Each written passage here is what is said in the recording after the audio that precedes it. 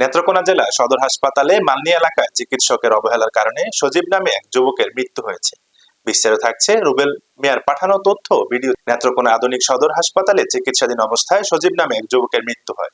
স্বজনদের দাবি, কর্তব্যরত চিকিৎসকের অবহেলা এবং সময়মতো চিকিৎসা না দেওয়ার কারণে সজীবের মৃত্যু হয়েছে। এই অভিযোগকে কেন্দ্র করে বিক্ষুব্ধ স্বজনরা হাসপাতালের বিভিন্ন স্থানে ভাঙচুর চালায়। এতে করে হাসপাতাল প্রাঙ্গণে উত্তেজনার পরিস্থিতির সৃষ্টি হয়।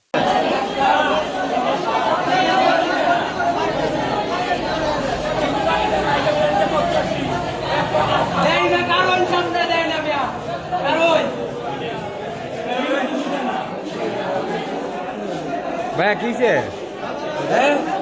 আমার বাইরে ডাক্তার ইমার্জেন্সির মধ্যে বয়ে থাকে ডাক্তার, এই ডাক্তার মাইরে আছে। আমার ভাই 7টা বাজে আইসে হাসপাতালও আবার পরে ওরা এসি রুমের মধ্যে বয়ে থাকে, ওরা রুমে এসি চলে, ফ্যান চলে। আমার ভাইয়ের ক্ষেত্রে কারেন্ট নাই, ইসিজিটা করতে পারে নাই, অপারেশন করতে পারে নাই, একটা ক্যানুলা দিতে পারে নাই, 2টা ইঞ্জেকশন দিতে পারে না, একটা সিরাপ দিতে পারে নাই। ভাইয়ের দেখা নাইছে, ভাইয়া মারা গেছে। আর মারা গেছে 8টা বাজে একটা ভাইয়া হয়েছে, ওরা 8টা বাজে ক্যানুলা পাওয়া যায় না, একটা কিচ্ছু পাওয়া যায় না হাসপাতালে, একটা 70 টাকা স্যালাইনও পাওয়া যায় না।